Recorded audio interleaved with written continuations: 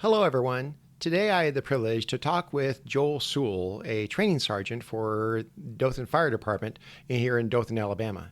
We had a wonderful conversation about the passion that he brings to the fire service, the necessity for excellence in all their training, and always maintaining, keeping on the cutting edge of their skills so that they are, all firefighters and all personnel, are able to adequately meet whatever response and emergency they find. Anyway, we also were able to share a little bit about our time training for ministry. He himself has been a pastor before, and we were able to connect on the spiritual level, the way God comes together to use us in the service of helping others, and how rewarding and how fulfilling that can be. Anyway, join us on this journey.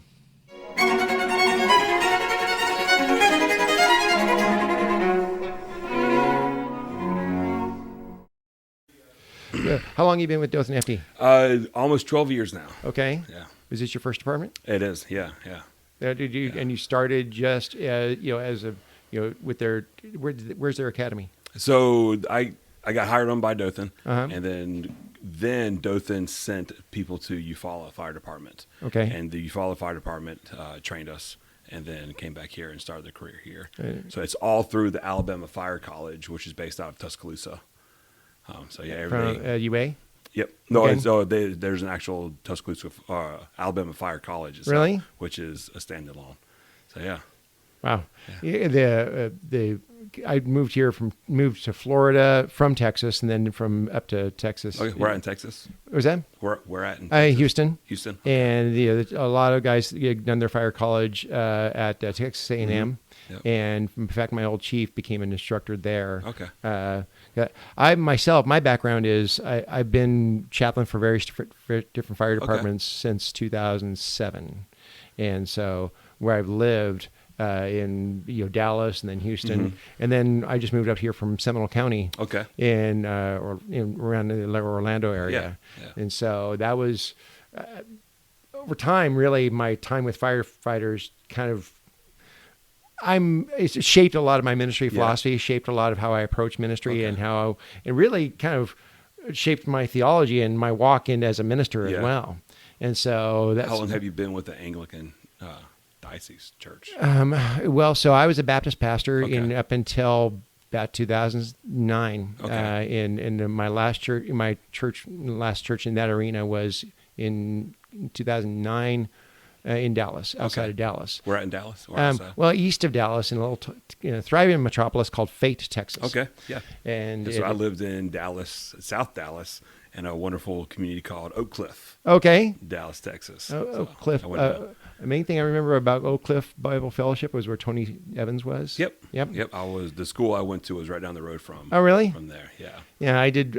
I went through Dallas Theological Seminary, and it's funny because Suburban Creep was moving east at that time, out I-35, and so the city of Fate had gone from population of about 500 to about 5,000 in about a year or so, and because they were building all these new subdivisions.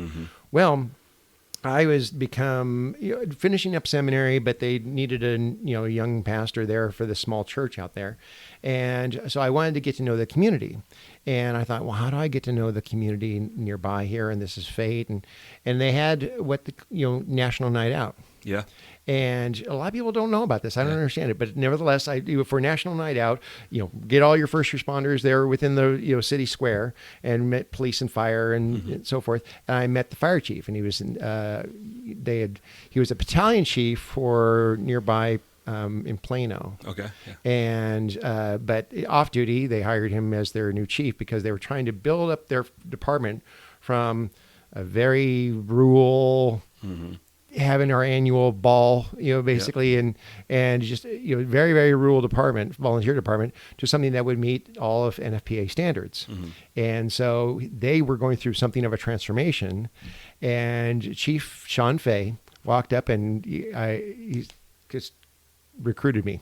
Nice. He stuck his finger in my chest and says, "Is the pastor? Are you serious about ministering to this community?" I said, "Well, yes, sir." You know the guy. Yeah. They're the kind of person that you'll follow their orders even though you just met them. Yeah. Hey, pokes his finger and he says, I want to challenge you with something. This department's going through a transformation. It needs all of its traditions. It needs a chaplain. Yeah. I went, what does that entail? He says, figure it out. No pressure. Just All figure right. it out. Yeah. Exactly. And get it right. I know, right? So I started calling local departments, in Mesquite and in Mesquite, Plano, and Garland, and trying to ask them, like, do you have a chaplain? What does he do? What does this involve? And over time, I had to basically just kind of become the chaplain for Faith Fire Rescue. Okay. And I just fell in love with the fire service. It was just, it again, shaped me very much. In many ways, shaped how, because that church eventually closed, and I was kind of without a tradition for a time going, I don't have another job. And I had choices of what church I might wind up at. And the fire department had really greatly influenced me because they taught me to kind of look for a tradition that was full of symbol and sacrament. And what I mean by sacrament is that you're so much embody everything you do. It's not just that you have a job; it's that you are that thing. Job, right. First of all, you don't really turn it off that much, Right. when you're off duty. Yeah. Yes, you have uniforms that people can identify, but it really is just the outward sign of the things you carry around all the time. Yeah. And a lot of my seminary training, this is nothing against my Dallas Seminary at all. I really like them.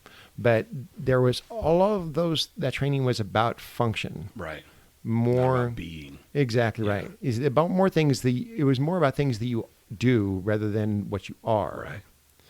And my mind was blown. First time I was on a big fire with Faith Fire Rescue, and house was fully involved. We got the family out, but still they were able to save some possessions for them over time. Major heirlooms coming out when they're doing overhaul. The family is like, everything came together. The community came together, but still, though, they were able to save some of the things for the family. And when we got back to the station, everybody's cleaned up. And one of the firefighters says, "I'm glad God was with us on that call." And I went, and I just really was curious. I said, what do you mean when you say that? What do you mean? And he says, "Well, there you were walking around pulling hose and changing out air packs." I'm like, "Oh, okay. So that's a different view of what you do." Yeah. In fact, and it was Chief Fay who one time, it was really interesting because, again, the fire service is shaping my view of ministry. Right. And 31 was their first two numbers. And then, of course, the second numbers were at rank. Right. So Chief Fay was 3101, their assistant chief 3102, and so forth and down the line. He gave me my badge, and it was 3100. And I went, "That's interesting." And so one of the firefighters asked him, they said, "Chief, what in the world? Why would you give the chaplain his badge that says 3100? And he kind of looked at the firefighter, but he kind of gave me a side eye, and he says, "Well, when I'm out in the community, I'm representing the department, the city and the department. When he's out in the community, he's representing God. Do the math." Makes sense. I like that. And I just went, and again, something that seminary didn't prepare me for. Right. Like, oh my gosh. Right. So it gave me the appetites for a more embodied version of everything I've been trained for in ministry. Yeah, you represent more than just the thing that you do. You represent something so much more greater. Exactly right. Than that. And if you can establish that in the fire service, that there's something so much more greater than the thing that you're doing. That you're doing this because of who put us here. Gave me a totally different view of what the term that we use when you say calling. What does that even mean? What's your calling? Because I had been focused on, or I had been trained on something that's called to do. Now I was being acquainted with something called to be. Yeah. Yeah. And it gave me a very different, in my time with Fate. And then later on, my second department, after I had to move for my work and work at a school down in Houston. But then not long, I was able to become the chaplain for a combination department outside of Houston Fire District. Okay. Because Harris County is broken up into various different emergency service districts that's outside of Houston proper.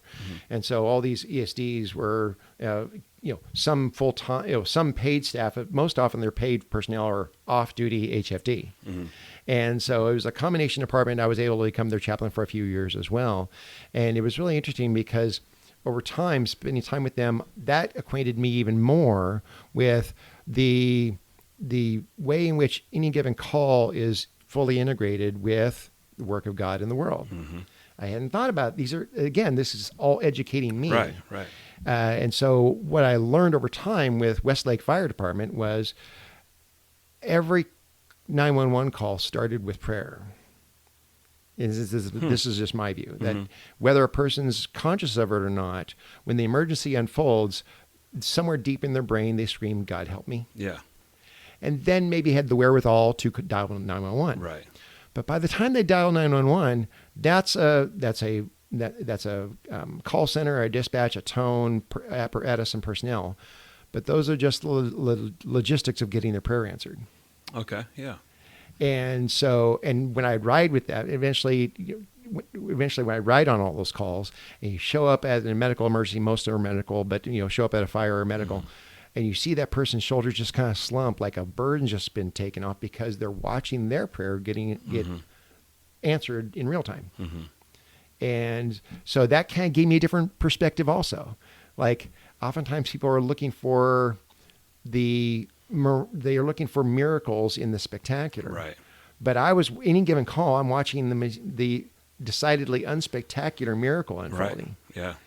I mean, think about all the different services that we'd like to critique government sometimes for being inefficient and not whatever, and all the different things that have to come together for your GIS systems on the apparatus getting you to the scene. Right. How that the city infrastructure has water in that hydrant, and all the things that come together to answer that person's prayer that normally we would think don't work very well, and suddenly here they do. So I think of it the unspectacular miracles that happen. It really shaped how I view things. Yeah, and I think you could argue most miracles are not spectacular. Right. I think I come from a vein that we only look for the supernatural. And so if it's not supernatural, then therefore God is not doing something.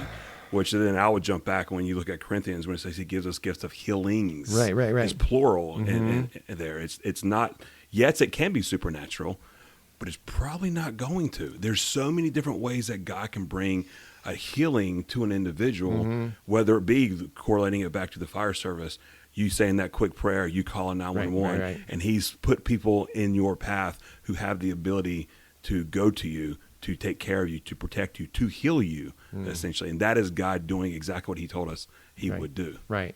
Well, there's an old world term that is kind of fallen out of favor, and it's unfortunate, but the term is providence. Yeah, 100%. And that term, and you see it in our country's founding documents, but it really is a way of acknowledging that well, I just find it providence as divine intervention through seemingly natural processes that achieve redemptive results. Right. And so it's, to the untrained eye, this looks like a natural process unfolding. Yeah. But it's divine intervention. That's why we naturally thank God for things that seemingly took place naturally. Because our assumption is he's embedded in all of it. Right. So every bit of it. Exactly, right? Yeah.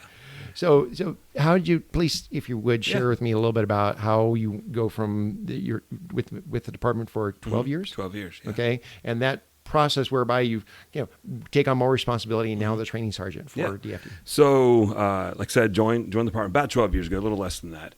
I was working in retail management before that. I went to Bible college. My plan and goal was to be a pastor somewhere, and everything was lined up to that. And moved here to Dothan, and long story short, that didn't work out the way that I thought it was going to work out. I jumped into retail management, was very successful in the sense of how you can be successful in retail management, moving up the ladder, we'll say that. And on the outside, my life kind of blew apart. So my first wife and I, we lost our first child.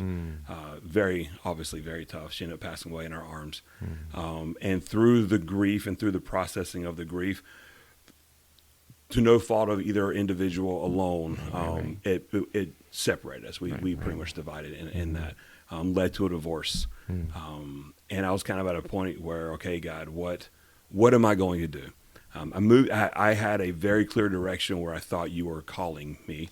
I'm not where I want to be. I'm in a job that I'm not proud to be a part of. And at the same time, I'm still working through, okay, God, how can you use me in this job still? And yet still being in a job where I'm not proud to go home to tell my kids I'm in retail management, And so it kind of just clicked. I've always wanted to be a firefighter ever since I was a little kid. And I was working out a lot at a gym, and there were a lot of firefighters there. So I just started asking the question, hey, what does it take to be a firefighter here in Dothan? And they said, hey, that's a great question. We're actually about to hire, but it's extremely difficult to get on. Back then, it was extremely difficult. It's still not easy now, but there's a lot less applicants. So they said, just go and apply. It's probably not going to work the first time, but keep on applying. And I was lucky enough to get in, and I applied. There were about 300 people who took the exam with me. Out of those 300, it got dwindled down to about 10 of us, the top 10. And from that top 10, me and 2 other people got the job. So I like to say providence as well. Right, God clearly orchestrated something. Right. Why? I don't know, but he orchestrated something for me to be able to jump into that. And the goal was literally, I genuinely enjoy helping people. And that's the cliche answer that everyone always gives of why do you want to be a firefighter? I want to help people. But there's also sincerity behind that. I think most people who get into it, yes, there's a side of, I want to be the hero. I love doing cool stuff and doing dangerous things. And that's a lot of fun. It's a great adrenaline rush. But at the heart of it, I genuinely love people. And in hindsight, looking back, I think that's one of the reasons God had really worked in my heart on pastoring people and loving people, because I think he was setting me up to do this. Oh, gosh. Because part of this job, I would argue, maybe even 100% of the job is there to help people. And no other reason. We get a lot of the stuff we do, we get zero credit for. But we're just there because we genuinely love people.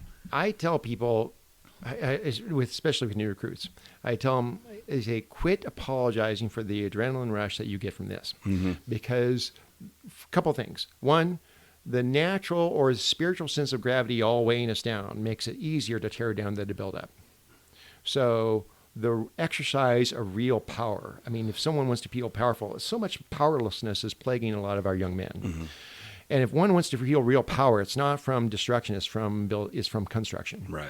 It's not from tearing down, it's from building up. Yeah. And so, because now you really have defied metaphysical gravity. Yeah. Now you really have exercised or been a conduit of God's power, who takes more pleasure in creation than in destruction. And so don't quit apologizing for that. And I tell them, I say, the other thing is, when they oftentimes say, well, why'd you join the fire service? And they say, well, I like to help people. I say, but you really want to kick down the door too. They're like, yeah, I do. Of course. Go ahead, admit it, own it. Yeah. But there is a rush in being useful. Yeah, that's true. That's very true. All of us like to hear in real time, not at the end of life, but in real time, doing well, good and faithful service. Yeah. There was that divine voice of, this is pleasing to me. This is a good job. Yeah. This is, the image of the Trinity from Jesus' baptism. This is my son in whom I'm well pleased. Like, we all want to hear that in real time. Yeah. And so it's okay to have that rush of helpfulness. Yeah. Because in that moment, God puts you there. Yeah. There's a real sense of fulfilling your humanity in that. That's good. Yeah. Sorry to interrupt. No, you're fine. That's just good. It's good conversation. So to end up joining the fire department, jumped right into it. I've had a great father who always taught us, like, don't just do something just to do it. Do something to get better at it and to be in a place where you can change the things you need to change. And so that's always been my heart, no matter what I'm doing. So jumping in the fire department, putting myself in a position to where I can make true change. So after 10 years of being starting out as a firefighter, being a sergeant, acting captain for a good bit of time, position opened up in training.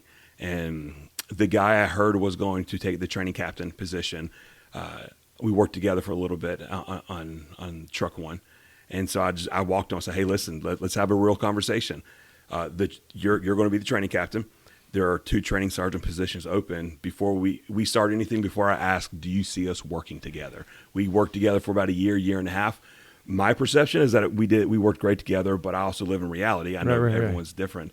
And his response was, no, I think it would be great. I think we work well together. Let's do this together.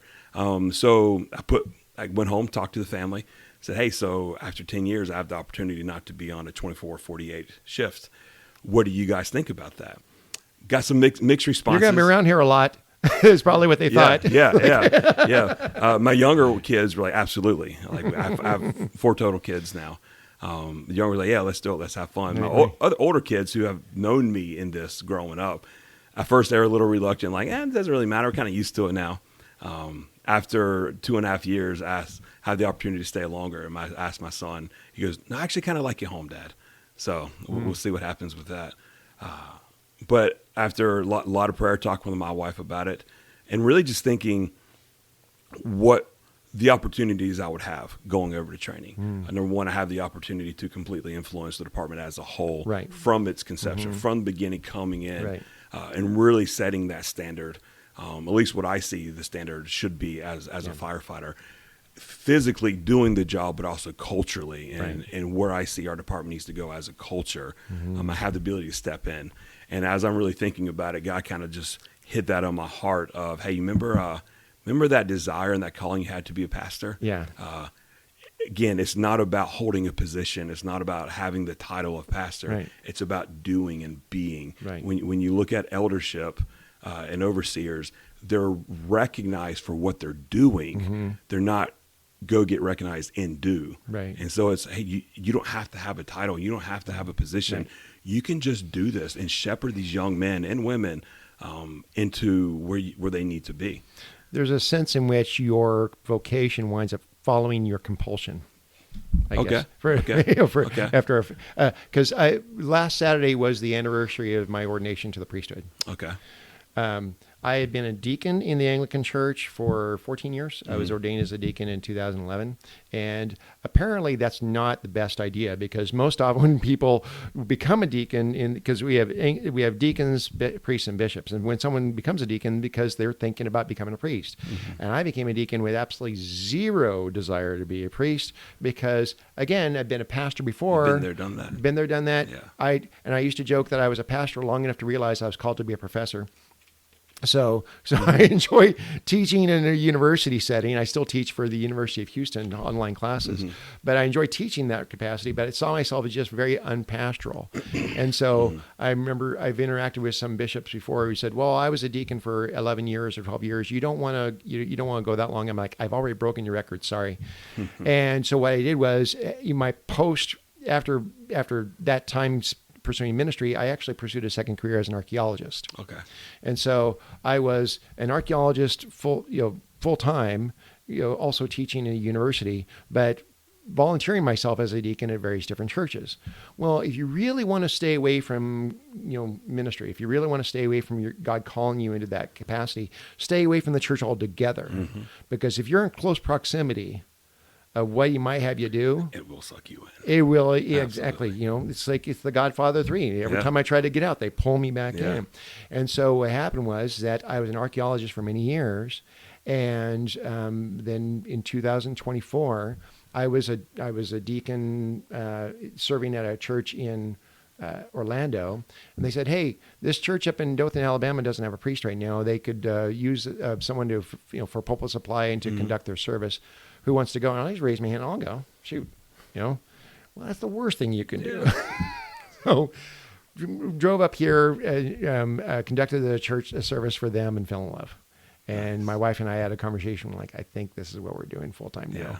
And so, not long after that, it was, coming in the priesthood and coming here full time. Right. But the idea was that it was always what made that inevitable was there is no shutting it off. I could never not stay away from ministry altogether. Right. Yes, I was making my money as an archaeologist, but it doesn't matter where I went. It seemed like God's always plopping people in front of me who need the gospel, who need compassion, who need grace. Right.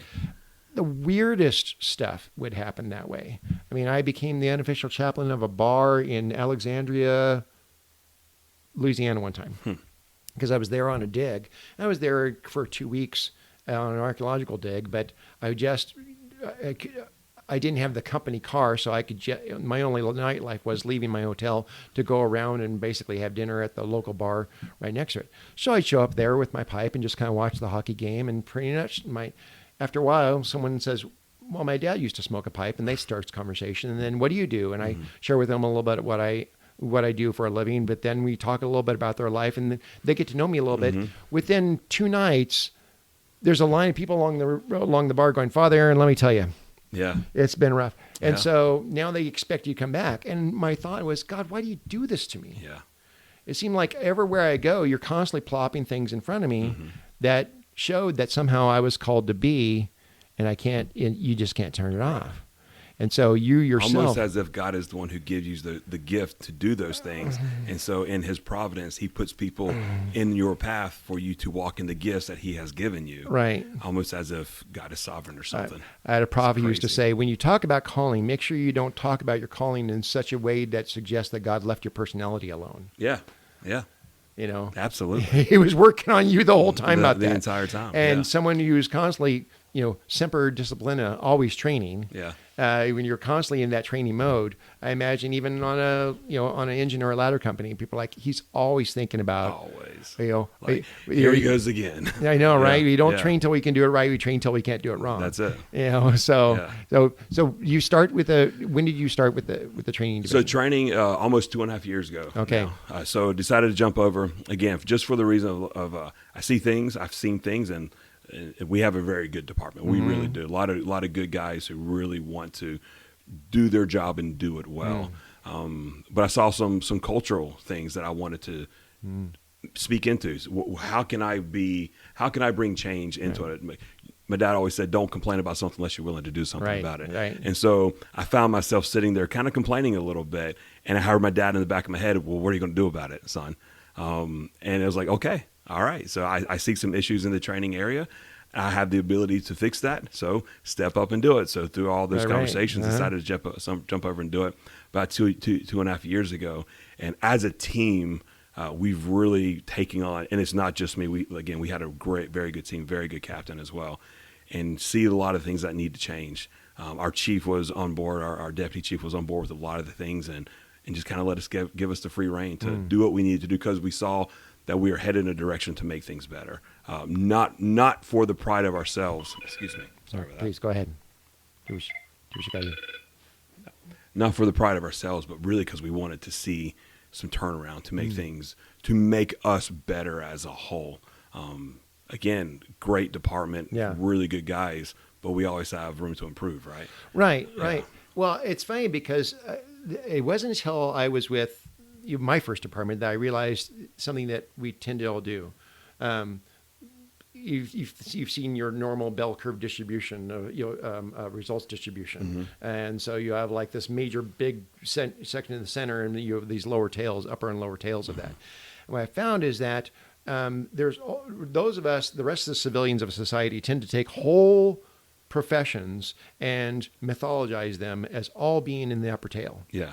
And so like medicine and, medicine, military, emergency response and so forth, we tend to put them all in the upper tail. What I found was interesting is that once you get in that arena, you realize that there's its own distribution in that too, that you have the elites within that.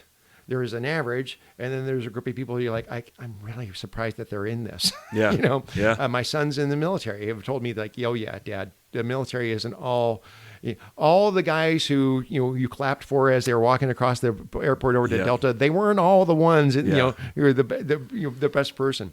But what I found was that my first department I was at is that Chief Fay was taking Fate Fire Rescue from something that was.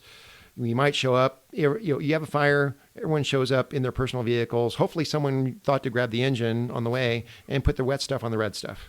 And then you went from that to something that was meeting all of NFPA standards in every way, and the city wanted to pour money into it, and he wanted it to train and be commensurate with those type of improvements. In a short amount of time, it developed such pride and excellence in that small department that I quickly would watch other departments watch the Fate guys very closely, because on mutual aid calls, the contrast became stark. Once upon a time, when I first started there, it seemed like Fate and all the surrounding communities were kind of like similar in terms of rural, volunteer departments. Over time, that contrast started to grow, and the neighboring neighboring departments, when we showed up with a brush truck or a mutual aid fire, like they're watching them closely going, what do those guys do? And there's this constant longing, like, I want to be like them when I grow up. Guy. Yeah. And I just been spoiled because the same thing that was true in Fate. When I went to Westlake, that wound up being true there, because a lot of guys at Westlake, our emergency service district butted up right next to HFD, so we did a lot of mutual aid with Houston Fire. But then other departments around there were watching Westlake, going, how do they do it? Because it seems like they're getting almost really close to what we view from HFD. And then I come down here to Central Florida, and Seminole County winds up being like this premier ISO Class 1 department where everybody else wants to come and train. And it just really was spoiled to constantly be in these departments where everyone else is watching them going, I think I'd like to be that guy. Yeah. So it seemed like Dothan kind of has that premier role in Southeast Alabama. I think so. In the Southeast Alabama, absolutely. And that's another reason why I wanted to kind of step over into that training area, because the only way you can really get to that is to have individuals who take training seriously. Right. As a whole, we have to take it seriously as a whole, but also individually we have to take it seriously. And I think we have a really good core group as a whole in the department where individually we take our job seriously. But where can we get when we do that as a whole? Like systematically, if we take training seriously as a whole, I think we truly could be that elite in the area. And I think, fortunately, over the past 2.5 years, and hopefully continue on, we have absolutely jumped into that desire to want to be that elite. And so in that, you see that played out within our training, within our single company drills and our multi-company drills, of not just doing, not just being complacent, doing the least amount of work to check the box off. No, we're out here to train because we understand that we have to have our best day on someone's worst day. Right. And what you do in practice is what you do in the ball game, right? And so we got to make sure that our training is on the same level as the ball game as much as we can, and take it that serious. Because fire doesn't care. Fire really doesn't care. It doesn't care whether you were tired that day. It doesn't care whether you are. It doesn't matter if you were having a bad day. It doesn't care. Absolutely. And so we, as a whole, I think we've made a really good turn into pushing that into our guys that are already here online. Of taking the job even more serious, not being complacent in the job. Take even those small little fire alarms, put on your gear as quick as possible, get there. Yes, we understand that. There's a good possibility it's just a fire alarm because we've been there 10 times in the past 2 weeks. Yeah, but still, that one time, and there are cases going on right now where you just get complacent, and that one time that these individuals needed to be ready to go, they weren't ready to go, and unfortunately, families died because of that. Not playing Sunday morning quarterback, I wasn't there. Right. I was telling our recruits, I'm the chief of all centers. I can point to times that I know that there are times I have not dressed out the way that I was supposed to go to fire alarm. So I'm not pointing fingers saying shame on you. It's speaking to me as well. And even that, teaching our leaders as a whole, all of us who lead the department, to take ownership of where we fall short, not just point fingers and say, no, I am the one who doesn't dress out properly. So now I need to start leading by example and start taking the job serious every single call. And I think that culture starts in the training, by taking training completely serious, so that way we can take the calls completely serious as a whole. So I'm able to hopefully push that to guys online every time they come out and teach that, but also I'm in a great situation teaching recruits that from the very beginning, that every single thing that you do directly correlates to everything on the fire ground. You're in they are probably hate hearing it from me. I say it every single day when we motivate them for not doing things properly. Your inability to do your job correctly will directly affect the individual beside you. And that needs to be in your head every single day you're at work, not just at work, even in life, but especially here at work. Your inability to do your job will directly affect the individual beside you. If I can't go inside of a fire properly and I can't fight as long as I need to, the guy beside me can't do that. If I'm not at a fit level to where I can do the job inside, I go down. Now my guy is going to do everything he can do to get me out, which means I just didn't do my job, and I put him in a situation to where I really could injure him. And then it goes even deeper. That means I really don't care about his family either, because I'm not going to put myself in a situation. Let's say I do something bad happens and I'm in great shape. Now I got to realize that I cannot put him in a situation for him not to go home to his family, because he's going to do everything he can do to save me, which means he's going even deeper and more danger, and he's not going home to his family because I didn't do what I was supposed to do. My inability to do my job correctly will directly affect the individual beside me. And if we all understand that, then we train harder. We do it not for me, yes for me, but not just for me. Not just for the guy beside me, yes for him, but not just him, Right. but their family. I was on a training evolution down in Seminole County, and every now and then when I'm there, just to kind of like encourage, everybody in training.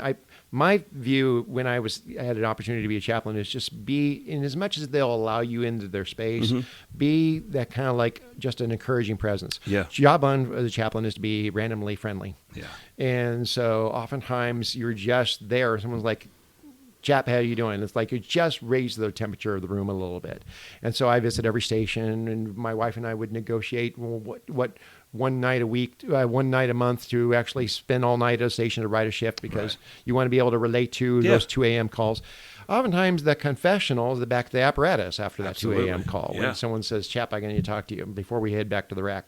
But I would go to trainings as well. And one of the training we were doing, they were doing the smoke training in their fire building, and getting everybody used to all the ways in which they have to operate on air, not being able to see anything, crawling along the hose and so forth.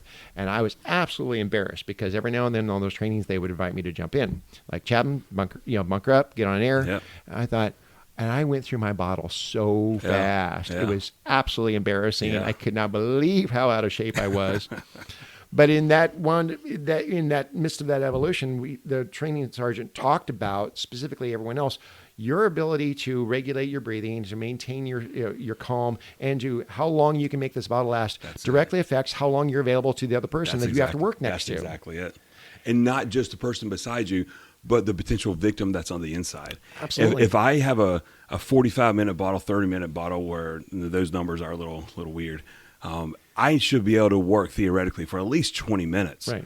And if I'm consistently sucking that bottle dry in 4 to 5 minutes, number one, that means that I can't be in the fire long enough to put the fire out, to even do the job that I'm there for in the first place. Number two, I can't potentially be where that victim's going to be at, because it might take me 5-6 minutes just to get to that victim. Right. And if I've sucked my bottle dry, I'm like, "Sorry, buddy, I got to get out now." Like, it's a learned technique. There's a lot of different things to learn how to do that, but my ability to do so, again, will directly affect the individual beside me or the one I'm going after. Right. That's so true, especially when I talk with guys, again, talking to the new recruits, what got you into the fire service, what excites you about it. And then I give my little spiel about the way in which you are constantly someone's answer to prayer. Yeah. Even non-specific prayers, what I call, militaries have standing orders. I think that there are standing prayers that people are constantly saying in their mind. Yeah. And then those standing prayers are for a safe and just society. That's PD. And then they're constantly praying for swift rescue in the time of trouble. That is all the Psalms are about this. Yeah. God, please get up, get up off your chair and help me. Yeah. And so this idea of you're constantly you've chosen to embody the answer to people's prayers in this way. So I turned to the new recruit. I said, "So I just want to thank you for signing up to be the hands and feet of God." And of course, after they lose all complexion and look at me for a little bit, they're like, "I hadn't thought about it." Yeah. But my hope is that would actually spur them on toward excellence. Yeah. Because what you're doing in the process, everything you're able to do, from knowing where your equipment is on the apparatus to being able to bunker out correctly, being able to follow the correct procedures, and everything you do is related to somebody expecting God's response. Yeah. And so there's an embedded theology to that pursuit of excellence in a sense. And then on the flip side, not taking, because what you said was very good. Understand that we are the hands and feet of God, but you're not God. No, right. And there should be a healthy balance there. An example: we had an individual go through our recruit school a while ago, and we also do EMT and advanced EMT and paramedics, and he was going through his EMT classes. Then went out on a clinical and had the opportunity to go to a down victim, give CPR, and was having a hard time because they couldn't get him back. And the without giving a lot of details, the pretty much the conversation was, I thought I was going to be able to get him back because I'm doing CPR on him. Right. And I just looked at him and said, hey, well, you're not God. Like, you got to right. understand that you get to be the hands and feet. Right. But ultimately, God is still sovereign in all of that. And Right. and you can't put yourself on the level of, I am there, I will save their life. No, it is. No, you are a hand and feet for God to do what Right. God chooses to do. And when you do your best that you can do, and you did as you practice as much as you could, you did adequate compressions, we gave adequate breaths. In the end, God is still God, and you are not him. And you just be confident that I did what I was supposed to do. And we have the record of the Gospels of Jesus raising Lazarus from the dead, but throughout the course of his 33 years, we would never assume that that's the only funeral he ever attended. absolutely, you're right. So I have a kind of a different take of exactly what you're talking Yeah. about. So I'm at a church serving at a church in Orlando, and one of the guy's name is Paul, and he's been a big pillar of the church. Everyone likes him. He's a big personality. And then one day I show up on Sunday morning, and I'm like, I haven't seen Paul around. And they're like, well, he's in the hospital. Paul had a massive heart attack last night. I'm like, what? I just had coffee with him 2 days ago. And so the following day, I go up to the hospital, and there's his wife, and they're talking about how, like, nope, they're going to pull the plugs. The doctor says, well, we can keep him on life support. And she's like, are you crazy? He's already got one foot in heaven already. Why would I tether the other one here? And so they go ahead and pull the plug, and he passes. So I thought, oh gosh, that's so tragic. Well, his widow comes to me and she says, Father Aaron, I understand you're part of the fire department. You're involved in the fire department. I said, yeah, a little bit. She says, would you be willing to do me a favor for me? Because I know where they live. I know they're in our district. She says, would you track down everybody related to that call and please thank them, because they were so comforting to me. That tragedy was going to occur, but they were God's grace to me throughout all of that tragedy. Right. And I can't tell you how, especially, and she pointed out, especially that woman I talked to on the phone. Yeah. And so I tracked down Station 24, B shift, found everyone there, said, gentlemen, I really want to help give you a different take on what you consider to be a successful call. Right. Because you started CPR, goes to the hospital, can't regain brain activity, they pull him. And I gave them that kind of talk. But then I went to dispatch and found this woman who specifically, I said, do you understand that this widow considers your comforting voice to be the comforting voice of God to her in their moment of tragedy? Yeah. Because you talked her through CPR, you got her started on what she needed to do, kept her calm until 24B shift showed up. Yeah. And she's like, and they wound up giving an commendation because of that recognition. Yeah. I said, so you have to kind of look at some of these calls as what is a successful call? Right. Because this isn't a tragedy that you were going to prevent. Right. Massive heart attack, he was done. Absolutely. It's a weird thing. It sounds macabre when I say this, and some people go, Father Aaron, you sound kind of strange. But since all die, we get to compare them qualitatively. Since all die, that's the equalizer. We get to compare deaths qualitatively. Okay. Some deaths are better or worse than others. So, child 6-year-old develops cancer, we say no, absolutely not. That's a tragedy that we all rightly say that's not how it's supposed to go. Right. Person lives in their 90s, dies quietly or sleeping, like that's what I want. So to the degree that all die, we get to compare them. Okay. And this guy was full of life until he wasn't. Yeah. There was no long suffering. There was no slow deterioration over time. He was full of life, and then he's in heaven. Yeah. And with pretty much no transition time. Yeah. The rest of us all kind of mourned, and like that was kind of sudden. We mourned the loss, but he just stepped one into the next. That's it. And so I'm like, that's a good death, man. Yeah. But nevertheless, even in the midst of all that tragedy, the widow is the one tracking me down, saying, "Please tell the whole crew, from that new EMT that was helping all their captain, and all the way back to the dispatch woman at the call center, how much they were God's grace to me in that moment." And it's really hard for firefighters or even paramedics. Not all paramedics are firefighters, but all of us who deal with those calls consistently, not to get pragmatic about it, not to get, hard-hearted towards it, just thinking we're just in here to do the job, get out. Right. I was having a conversation this morning with a new recruit. They're on week 5 of 11 right now, and he was talking about some clinicals that he went on, and he was talking about, Sergeant Sewell, I'm afraid that I'm going to lose my sympathy for people. I genuinely love people. And as he's talking, I'm thinking, I get that. I get what you're saying. You sound like me at a young age. But he's, I'm afraid that I'm at some point, his wife were saying the same thing. They're both afraid that they're going to lose the sympathy that he has for people and grow callous towards the individual things that we have. But to speak to that, we have to realize and understand that, yes, we're there for the moment trying to save their life, but even more so, we are there for the families, and realize that we need to be very cautious, not just to go in, do the job, and get out, because there's so much more than just that one situation going on. And to be mindful, I was very fortunate to have a very good captain at the beginning of my career who understood where I was coming from before I came to the fire department in ministry and just loving people.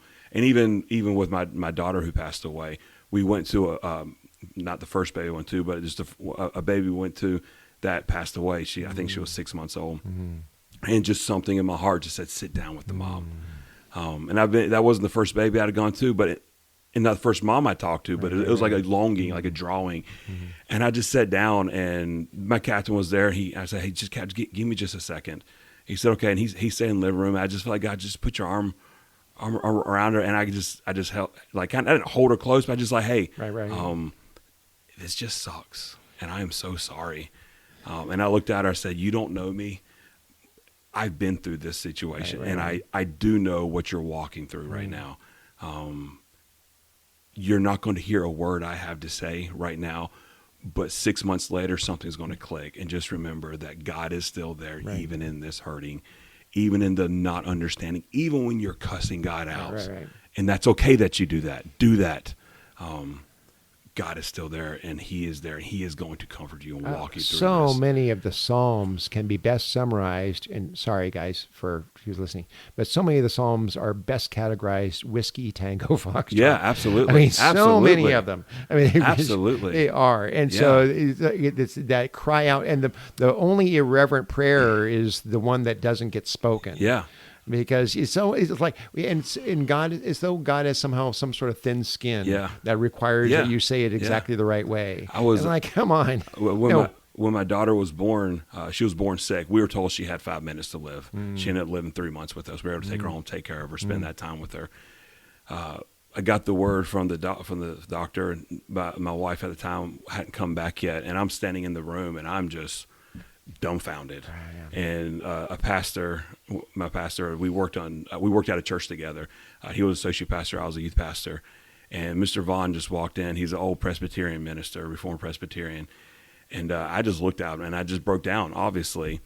And he just looked at me and goes, just let it out, Joel. And I just bleepity bleep bleep bleep bleep bleep bleep. And he just looked at me and he goes, and that's okay. And it just like, in him saying that, it was reminding me like the Psalms is right. It's just be honest with where you're at. Be honest with the true emotions that are there, and God is still going to meet you there, even when it goes against you shouldn't do that. Oh gosh, but it's reality. It's That's totally where you real. truly are. And then the thing, and spending time in Psalms, I probably spend more. I would spend way more time in the Old Testament than the New Testament, but that the demand of Psalms is authenticity to God. Yeah. That is the authenticity to God. That's good. That is its demand. Yeah. And it does it critiques the attempt to package ourselves in an acceptable manner to God. Yeah. Where He keeps on swiping away those masks, going, stop it. I'm done with no. Don't feed me a line of what you think I ought to hear. What is going on in your heart? And then David kind of pours it out, or many of the Psalms are just like raw data, raw emotion. And so you go, now we can talk. Now we can be honest. Now we can get somewhere. Yeah. And so I've had those kind of situations, those episodes in life too, where you're like, God, I'm not your best salesman right now. Yeah. I'm just really not. And then I've also learned in that, God, I'm not your best salesman, but in hindsight, I have learned that God has used me so much more in my honesty towards my relationship with Him for other people to see and watch, that I've had so many people come back and say, Thank you for being honest, just being real. And I'm like, you're welcome. I'm sorry I said all that. Sorry I acted that way. But they're like, no, our authenticity, I think, shows more of the gospel to people. That no, God is gone. God is there in you, with you right now. Right. Throwing you up on the side of the toilet. Like, just be where you are and understand that God is still there, holding you and loving you, and he still wants you. And he's still calling to you. Well, that's the mystery of the incarnation. Yeah. I mean, is that we tend to, I love a lot of the movies, depicting Jesus, but they do tend to kind of picture him as somewhat pretty holy. Yeah. And because specifically our perception of holy, the accents are always Swedish, yep. and like looking pristine, and his robes are never dirty. Right. But the problem is that, and in others go the opposite way, where they kind of take a lot of liberties with the story, the narrative related to Christ in order to try to make it more interesting. Like, okay, none of that really works for me sometimes. Right. But the mystery of the incarnation is that all that, God saw fit to bring all of divinity, all of his deity, and basically embody that in every way that we experience in life. Mm-hmm. And so there's nothing about our human experience that somehow God would go, oh no, mm-hmm. I can't, that's too much for me. Yeah. I really don't want to deal with that right now. And so all of our nitty gritty, all of our dirt, all of our gravel, everything that we go through, and to the point where we're getting the point where we grieve in ways we can't even say. Yeah. And that's when you've got the Holy Spirit going, yeah, I know, I get you. Yeah. I've been there too. Yeah. I mean, it's really interesting because one of the first things I learned back when I had to, when Chief Fay says, go figure out what a fire chaplain is I spent time with other chaplains, and they would say the first thing you learn is the ministry of presence. Mm-hmm. Because Job's friends had it right for the week they were shut up. Yeah. And they had nothing to say. Then they open their mouth and it all falls apart. Mm-hmm. But, Job is going through all this process, and they just sat with him for a while. Then they start looking for explanations, and that's where it really starts to break down.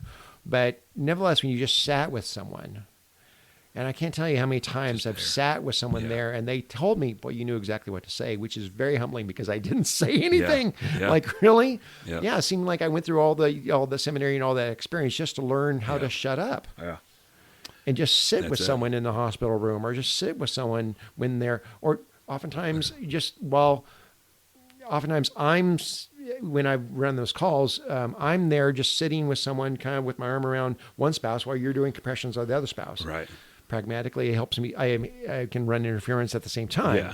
Yeah. But because you've got the Lucas tool on this person, which looks kind of violent. It is. And while I'm there praying with this person, just being that comfort. Right. But all necessary hands are dealing with the patient. Right. But there's no formula. There's nothing to share. There's nothing to go, okay, I know exactly what to say in that moment. Yeah, the best thing to say was nothing. Yeah. I go back to when my daughter passed, almost get me crying thinking about this. And my dad, it was early in the morning. She ended up passing away. We had our moment with her. We didn't call anybody. We just had our moment with her. I called my dad, and he came over.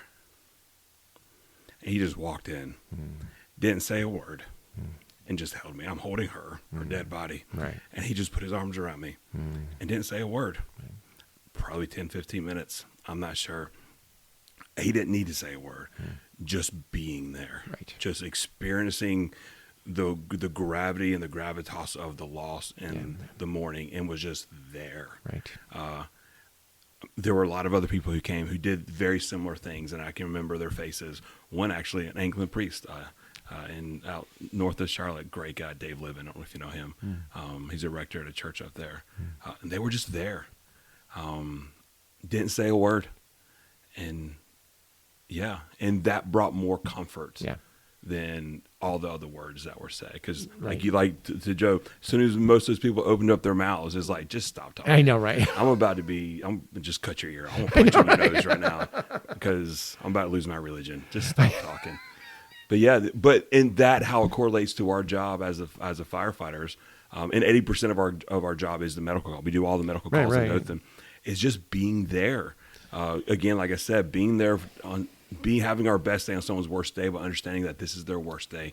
Sometimes they just need someone just to be there. Well, you show up And again, like I said, 911 call started with prayer, whether they were conscious of it or not. Right. It started with prayer. And you show up and you're in uniform, and instantly just your presence alone goes, okay, I don't have, this is no longer just my emergency. That's it. It's now involved someone else with training, with competence, with understanding. Yeah, I go back to a call. I won't go into the details of the call, but I was the first in on this one.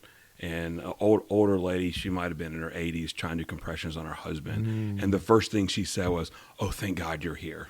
Yeah. Like, to that point, that's just being there, knowing that they're not going through that whole thing all by themselves. Yeah. Not taking the God complex of, hey, I'm here, right. but just knowing that, no, I get to be the hands and feet in this moment, not just for the individual who's down, but even more so for the families that need someone. And you don't, and because when you talk to that new recruit who says, I don't want to lose my sensitivity for people, like I oftentimes want to calm their fears and say, you won't, because God will supply you with occasional calls that remind you. Yeah. Because there will be that occasional call. Not every one of them, but there will be that occasional call where you sit and just go and just think about it. Yeah. And while you're playing your video games at the station, or just sitting out back, or we don't do that. What are you talking about? Or whatever. I don't know what I'm talking about. I don't know what I'm saying. Call of Duty is nothing. But I mean, or my thing is, I just sat back and I have like this Gandalf pipe. I just sit out like in their smoking area and just sitting like, hey, Jet, dude, talk. But you talk about it a little bit. But that he will provide you with that call that will remind you positively, but sometimes that one call can stand out based upon where your station in life is that really hits you different than others too. Absolutely. Pediatric drowning, all of a sudden now, like, that child is my kid's age. Yeah. And now I understand there's a good peer support program with DFT as well. Yeah. And so now you're like, I need to talk to some people about this because this is starting to get under my skin. And it's imperative. That's one thing I get to hit with the recruits. And unfortunately, I didn't get much when I went to recruit school, but really understanding the need of that peer support, whatever program you want to call it, whether you go through the official peer support program or you just realize that you have good people in your department that you can talk to, but you have to talk about it. And if you don't, I tell other recruits about a time, I'm very lucky. I have a wonderful wife. And she just looked at me one day and she's like, Joel, what is wrong with you? Like, what are you talking about? I'm fine. Like, you're not. It's like you're extremely short. You're snappy. You are grumpy all the time. And it's not you. That's not who you are, Joel. What is going on? And I kind of stopped and I started thinking about it. Like, what if I'm being this way? And then, I mean, of course, we all know when we're really that way. And I'm like, okay, there's clearly something going on that I just haven't really dug deep. And I started thinking, for like 6 months, it seemed like almost every single shift, there was some kind of death that I had to deal with. It probably wasn't every single shift, but quite often, higher than normal rate.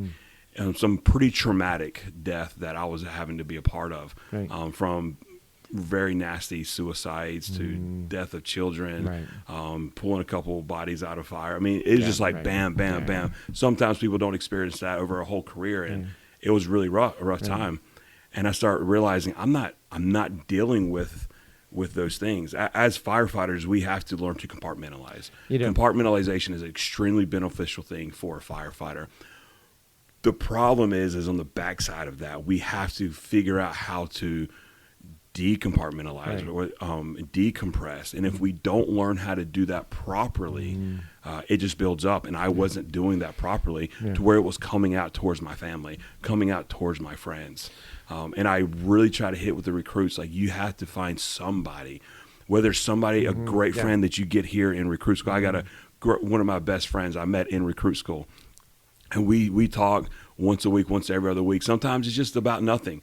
And we are two completely opposite people. He's a good old country boy with chicken farms, and I'm, me. We're just completely opposite people. But we talk about life, and we talk about calls we go on and frustrations we go on, and it's just our decompression time. Right.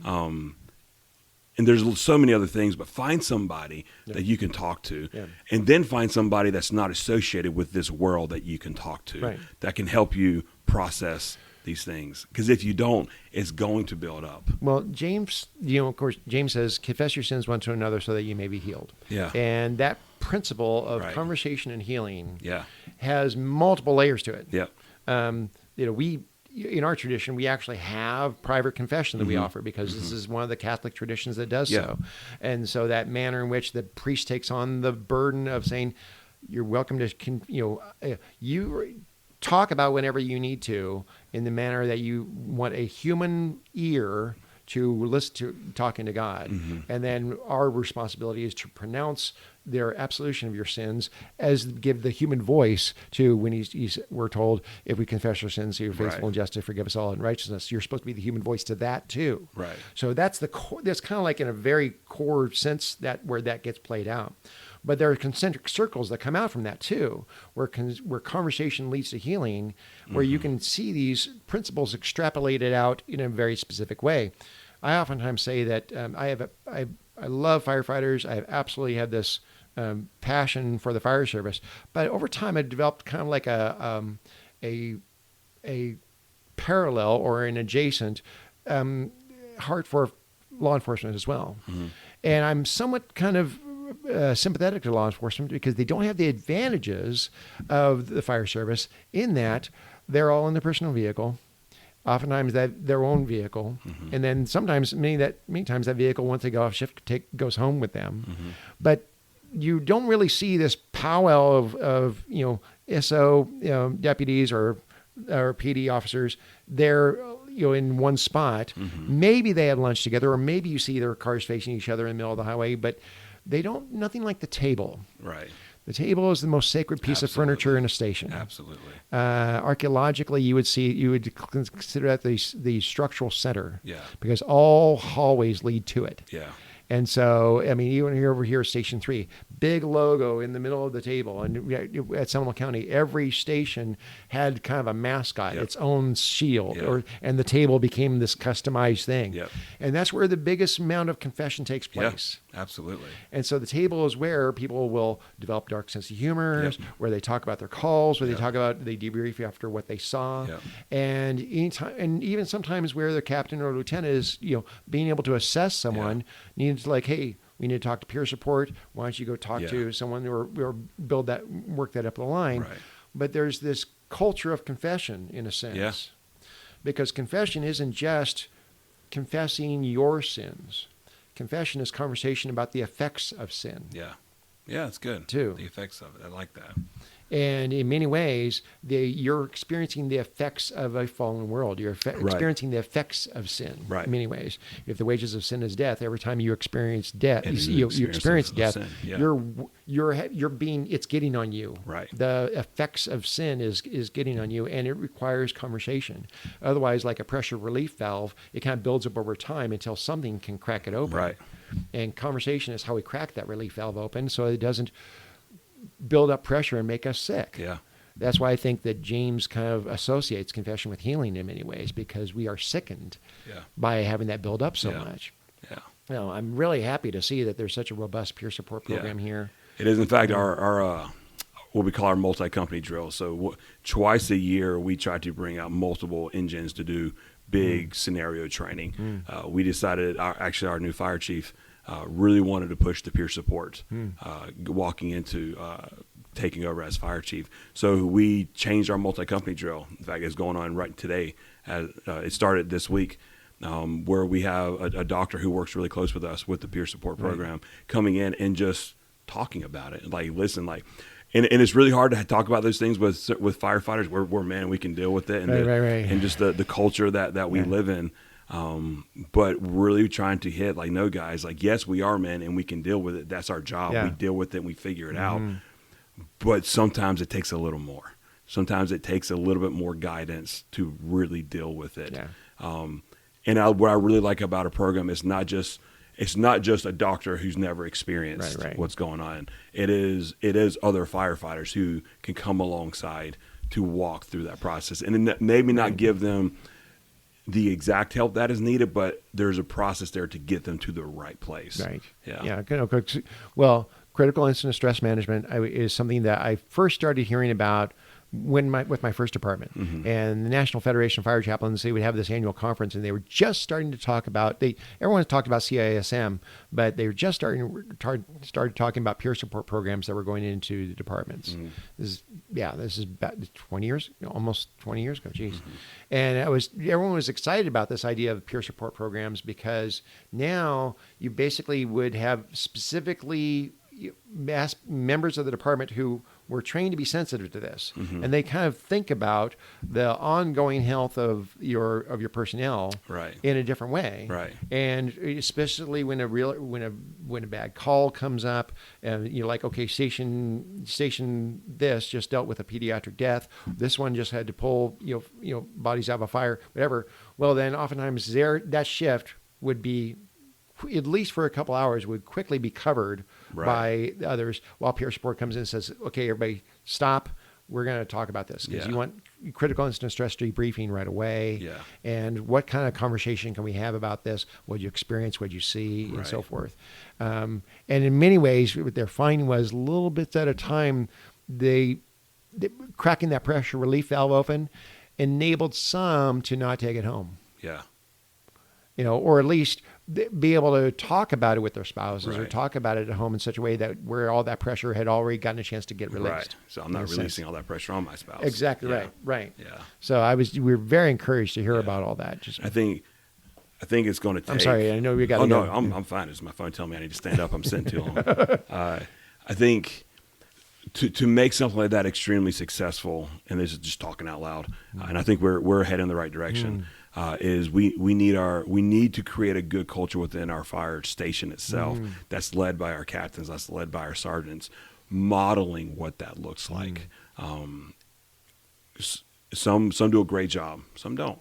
But if we can get our stations as a whole realizing, no, we need to do this. Like me being a sergeant, let me tell you about what I thought about that call. Or I remember my very first Captain Bodifer, I'm sitting around I'm a red shirt. Back in the day when you first started, you had to wear a red shirt the entire first year of your probation year. So I'm a red shirt.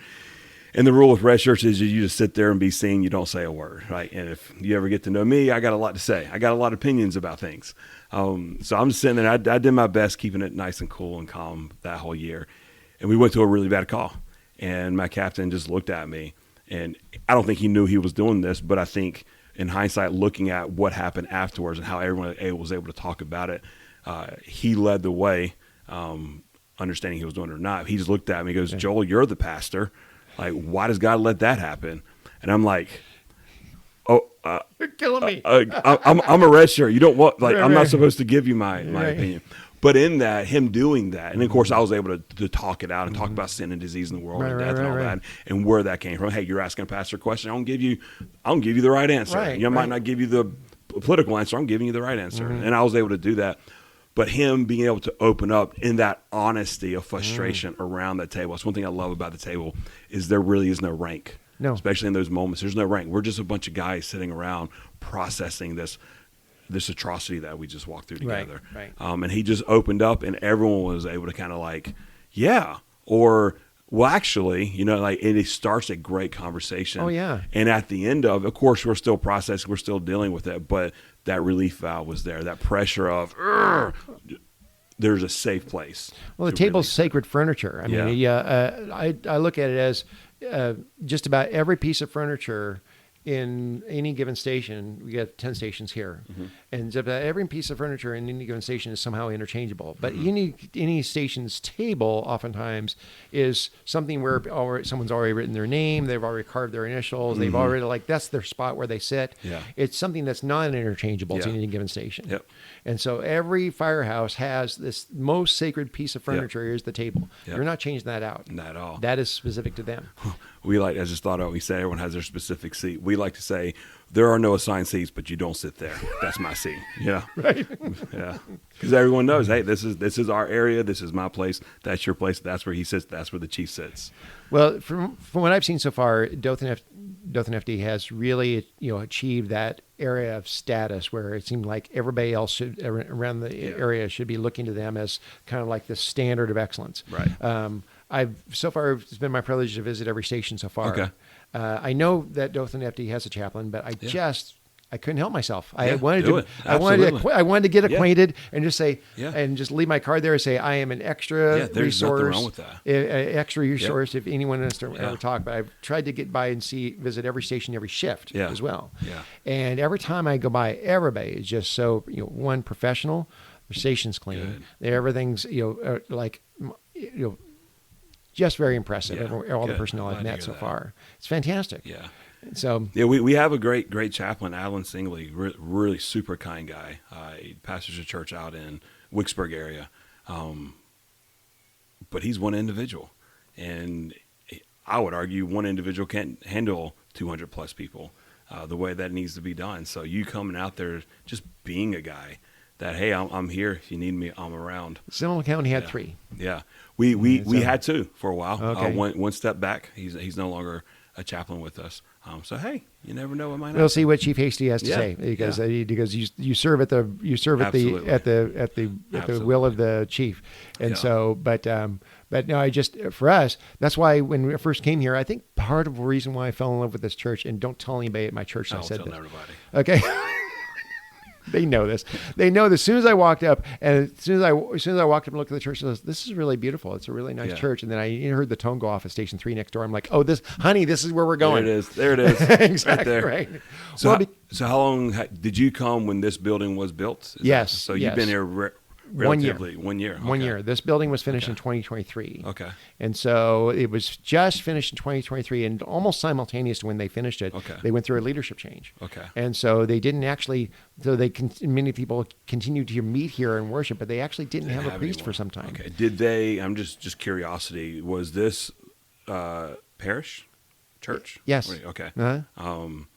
Did it start during the Anglican Episcopal split, or was this something later on? So our denomination started in the 70s when Okay. many Anglican groups were breaking away from the Episcopal Church Okay. at that time. Okay. And this is oftentimes people will ask me, I'll show up at the station and they'll be like, what in the world is Anglican? You're going to help Yeah. me with this, chap. And so I tell them, I say, well, 100 years ago, Episcopal and Anglican were synonymous terms. Yeah. Now them's fighting words. Yeah. Because if the church has Episcopal in the name, you're more likely than not it'll be more progressive, Yep. keeping with the times. And if it has Anglican in the name, with some exceptions, more likely than not, it sticks with traditional views traditional, of conservative traditional views. doctrine, Yeah. traditional views of the Bible, traditional sexual ethics Right. as well. And so that's us. Yeah. And our whole denomination, the Anglican Province of America, Province was of among America. those Okay. groups that split away in the 70s. 70s. Okay. And so, but this church actually been in existence since 1985. Okay. So it started as a small Anglican parish and just but had to operate and meet in different places areas, for all that right, time. right. A bank, lobby, someone's home, Glover funeral home for a Okay. while. And then finally they were able to pool enough resources to purchase this Okay. four set of lots here and build their first facility. And they were kind of growing in those days, but then sometimes churches go through Yep. their ebbs and valleys, and Yeah. so went through a challenge.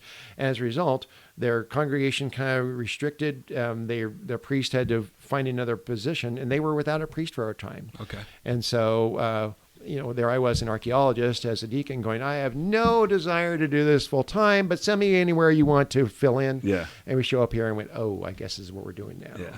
All those strange, weird tinglies that we call calling.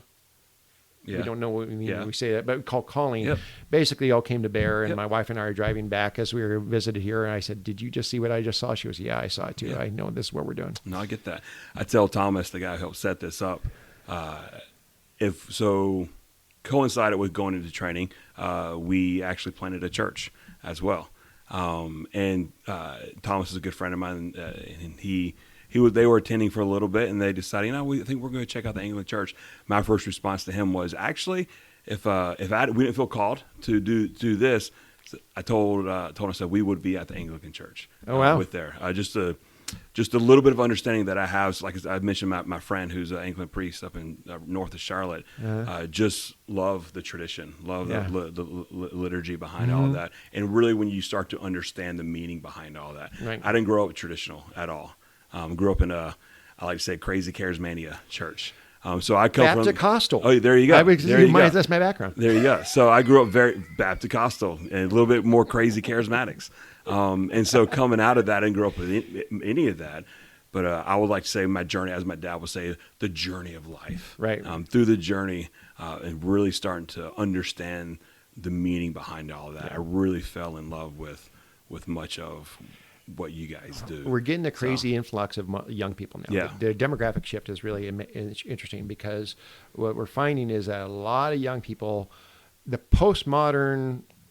many people lament the postmodern instinct to kind of question all things that are nailed down, but there's a silver lining to that too.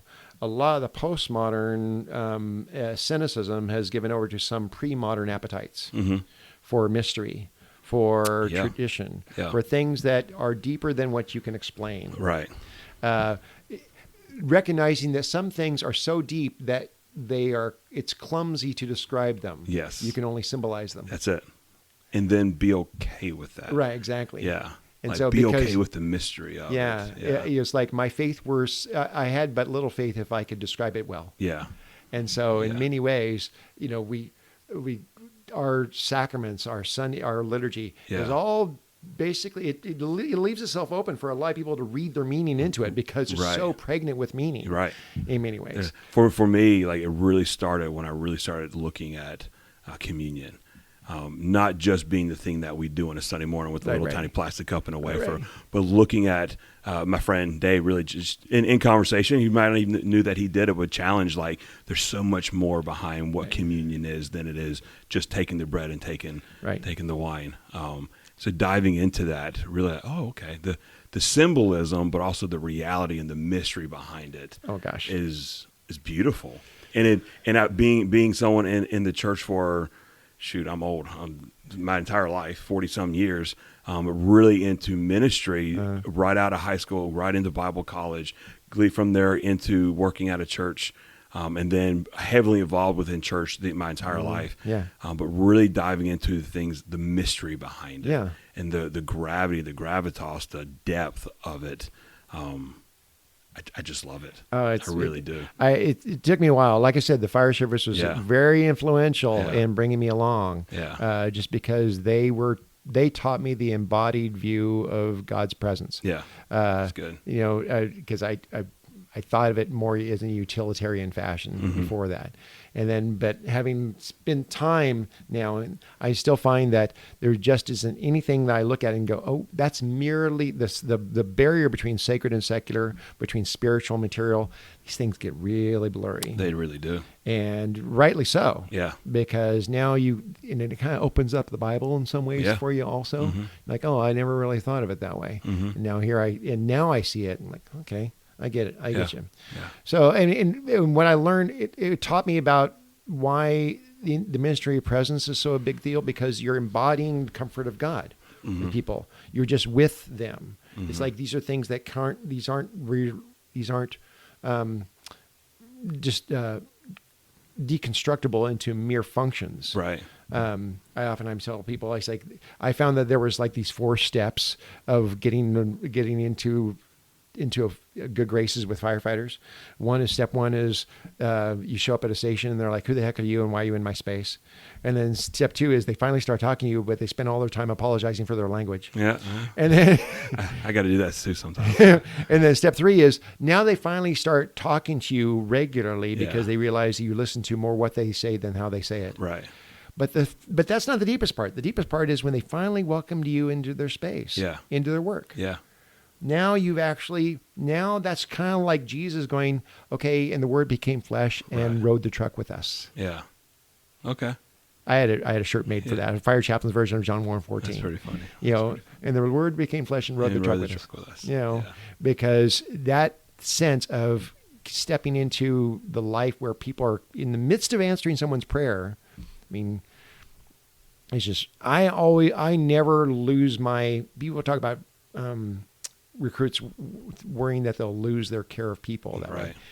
I tell them, I think you shouldn't worry about that so much, because like I said, for 17 years, I've been in and around the fire service. I've never lost my wonder of it. Any given call, I'm watching God work in ways I hadn't before till now. It's unbelievable. So, thank you so much for talking to me Yeah, today. Absolutely. I really enjoy this. Thank you. This was I really fun. appreciate you willing to come and talk. Absolutely. You ever need someone to talk to, ask anybody. I don't mind talking. Oh, gosh. I don't mind talking about what I do, and I don't mind going deep. So, well, I enjoy it. I got to hit you up for any time that maybe when you have trainings, and Come on out. I would love it. Yeah. Absolutely love it. Yeah. Like I said, we're in the middle of a recruit school right now, week 5 of 11. So this week they are last week we had what we call Hell Week. It was pure hell for them. And our goal was to get them to quit. So that would have been a great week to come out. All right. It is essentially 1 day of lecture, 4 days of constant work, of literally pushing them to their limits, and realizing, like all firefighters have to realize that. And then you go a little more. Like you don't have the option to quit because you're tired and exhausted. And it's really hard to add the stress of the fire in practice, and so we just add all the other stressors. Oh gosh, yeah. A lot of screaming, a lot of yelling, a lot of loud noise, a lot of really small, tight places, a lot of crying. It's all out of love, yeah, too. It's 100% out of love. But that's one of the things I really love to see is to see these guys, and I say guys just because we don't have any girls in this specific one, but to see these guys like realize like I can do this, like to see that click. I don't know if anyone loves to teach, if anyone's ever taught before, most of them talk about seeing the moment they realize. Oh, you can watch the light bulb appear above their head. It's amazing fantastic. to see that happen. Same thing happens in church when you're teaching. We're teaching through Hebrews 1. And as I'm teaching Hebrews 1 last week, just to kind of see that click of, oh, there's the Trinity. Right. Oh, it's not, yes, it's all here in these different, right. but it's also all right there. Right. Wow. Oh, that goes against what they taught me when they came to knock on my door. Oh, that's amazing. Like, but just to see that moment of that clarity, I get to see that. Oh yeah, in training and recruit school all the time, and it's great. Yeah, I oftentimes say I had the privilege of being proximate when learning occurred. Yeah. It was like lightning struck, and I was there to witness it. Yeah. I told them at the very, very beginning, and I say it a lot. I'm just there to set up the atmosphere for you to learn. You got to take on the information that's given. I'm just creating the atmosphere for it, and to see it. And some of them it gets immediate. I personally, because I love the underdog, but to see the ones that join the fire service because we want to be firefighters, not comprehending what it takes to get there, and then have their oh crap moments in the very couple weeks, and then all of a sudden that moment of, oh, but that's okay. I'm a little better than I thought. Right. We have one guy, God bless it, he is such a good guy. He is such a good man. But he physically is he's lacking. And for him to see that he can go far more beyond what he has ever imagined. They did almost 8 miles this morning in a run.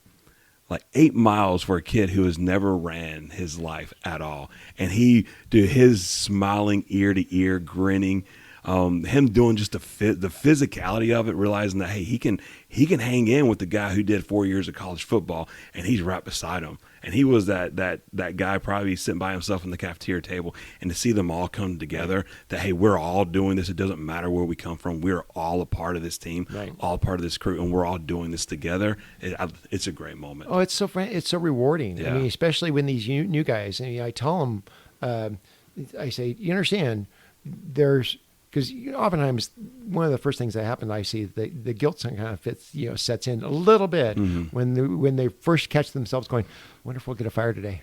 Yeah. And they go, oh wait, I shouldn't really think that. I'm like, dude, don't worry about it. I understand. Just think it. I understand. Yeah. You're not hoping someone's house catches on fire today, but you know that tragedies do occur, and it might as well be you handling it. Yeah. I said, because that's a very ancient instinct going back into times of old mythology. Yeah. The instinct of the dragon slayer. It's like monsters show up and they demand that you sacrifice a virgin or they're going to burn your crops. Yeah. Someone rides into town who can deal with that. Right. So it's not that I want all the dragon to damage your home this way, but I know this is what I'm constituted to do. Yeah. And so it might as well be you handling that emergency because you're going to be fulfilling your function. Absolutely. I don't know what it is. I love. Sounds bad. Again, I love doing compressions on people. I don't want to ever have to do compressions on anyone ever, but I know that I'm able to do it adequately and at the right pace and the right rhythm, and I can do it for a long time, and I can. It just I just hone in. That's my thing, But I don't want it to ever have to happen again. Right. But to your point, but I know that I can do it so well that if it has to happen, I want to be the guy doing it. Right, exactly. Because we had a crew we worked for a long time Like if you wanted to die, you need to die the day that we were working, because we worked so good as a crew. We all knew exactly our strengths and we knew our weaknesses, and we all worked together. I don't want you to die, but if you want to die, you need to die on B shift when Station 3's there. Yeah. So does your chap have you have an 11-week training academy, right? Is there ever a day when your chap comes in and like gives her kind of like a spiel to? There's nothing specifically set up for that day, but he does come in here and he just introduces himself, let them know, hey, I'm here. Ever need anything, I'm around. He also comes and does. He's always around. Okay, good. People see him. That's fantastic. Yeah. That's awesome. So, well, I don't want to put my nose in where I shouldn't, but again, you can absolutely feel like whatever I can do, however I can be a resource to the department. Yeah. Have you reached out to the fire department, Chief Hasty? To Chief Hasty, I've met Chief Hasty many times. We've talked about, but I know he's really busy. Chief, was your previous chief? Why didn't I forget his name? Chief Williams. Chief Williams, yes. He and I had interacted a couple of times, and he said, "Okay, you kept my card." He's like, "I want to keep you on as an extra resource. Consider you an extra resource." Yeah. But I still want to be careful about imposing. I think that's a very, very smart and wise move.